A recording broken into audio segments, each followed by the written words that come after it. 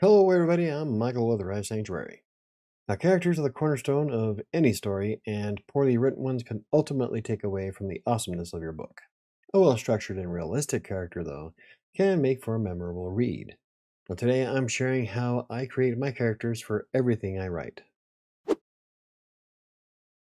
Now, keep in mind that every author has their own process for building worlds and characters. I'm merely sharing what works best for me, perhaps to give you some ideas for creating your own. First of all, what comes first, the characters or the plot? Well, that is really up to you and the story that you're writing. For instance, I had the plot of Kingmaker long before I started thinking of characters to put in it. When writing The Crate and Shadows of Atlantic City, I thought of the characters first. So it really comes down to personal preference and what works best for you and your story. Okay, let's make a character. Now I start by envisioning what the character will look like. Now, this is part of that cinematic view that I have when I envision everything that I put to paper. What actor would best fit for the specific part?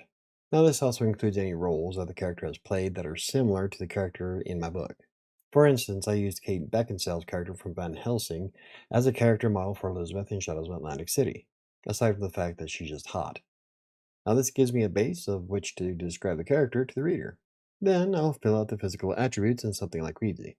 Next comes the behaviors and mannerisms relevant to the story. Now, when I say relevant to the story, it's because there are some details that aren't necessary for the plot. For example, do I really need to jot down that my character drinks his coffee black despite not a single drop of coffee being mentioned in the entire book? No. So I focus on the things that will play a part in the plot. Now, how your character reacts to various elements in the story helps bring it to life. And one of the best things you can do as an author is to get your audience to care about what happens to the character. Someone who is two dimensional just doesn't pull that emotional connection. The trick is to make sure that you're true to your character's behaviors and mannerisms. Now, after that, I decide on speech patterns. How does the character talk? Are they energetic when they speak? Does the character have an accent, or does he use a lot of misspoken words? For instance, Charlie Wright in Shadows of Atlantic City rarely uses the ing sound at the end of words. So, for example, he'd say something like, I'm looking for the book, or I'm reading the book. That was actually fairly easy to write considering that's how I usually talk anyway. Now, one of the side characters also has a thick southern draw of an uneducated man. Not only does this help differentiate who is speaking, but the character feels more realistic in the dialogue. Then comes the wants and needs and the character arc of the story. Now, sometimes this changes depending on the plot and how it unfolds, but having an idea of the changes the character goes through makes them more engaging in the story overall. An example would be a thief who starts off greedy but in the end sacrifices himself to save others. Or a rich man who is an arrogant douchebag into a pauper and learns the meaning of having good friends. It's all about what your character thinks it wants at the very beginning and what it finds it needs in the end. Now, the change of your character in the plot is just as important as the change of the plot itself.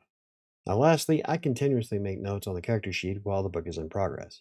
I'm constantly tweaking a few things here and there of the character depending on what happens.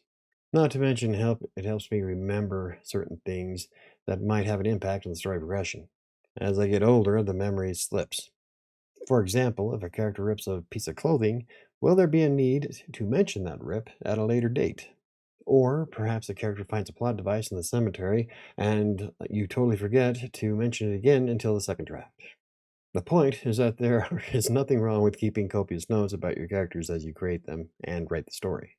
It'll help you keep your readers from scratching their heads or being disappointed that you forgot to include something. In the grand scheme of things, your characters can be as detailed as you want them to be. Just remember that adding too much detail slows down the pace. It can wind up getting boring. Perhaps the most important thing to keep in mind is that you want your readers to experience the character in your head. Now, will my readers see Kate Beckinsale while reading Shadows of Night City? Probably not. Each individual imagination is going to construct a unique person. But at least I can try to convey what I see while I'm writing the book.